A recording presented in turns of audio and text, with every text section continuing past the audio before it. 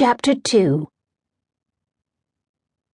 Before the Roman came to Rye, or out to Severn strode, the rolling English drunkard made the rolling English road.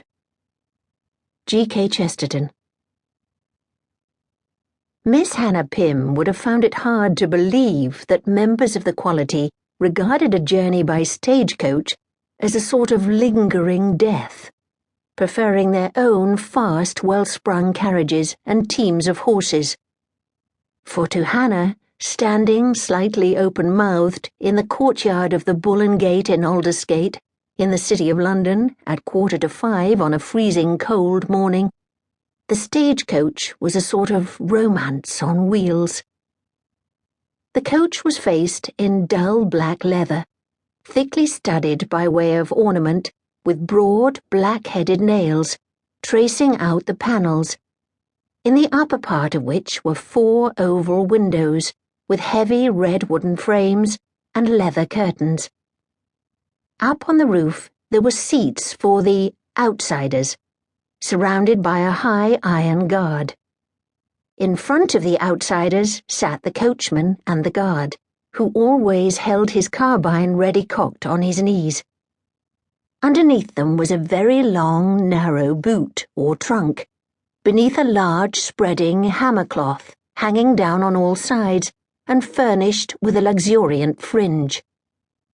Behind the coach was the immense basket, stretching far and wide beyond the body, to which it was attached by long iron bars or supports, passing underneath it.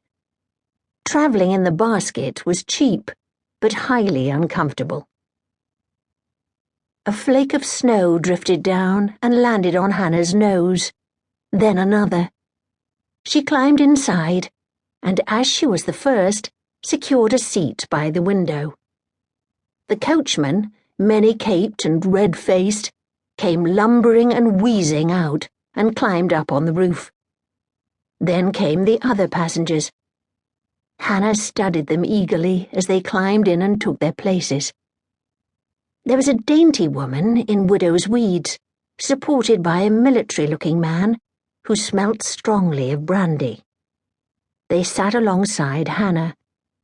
Opposite her was a beautiful young man, too fashionably dressed for coach travel. He saw Hannah looking at him in awe and hurriedly dropped his long lashes to veil a pair of violet eyes. Auburn hair glinted under a curly-brimmed beaver, and a slim boyish figure was wrapped in an immense cloak. Next to him was a very fat woman, and then next to her a dried-up stick of a man dressed in a black coat and breeches, and sporting an old-fashioned Ramillies wig and a not-too-clean stock.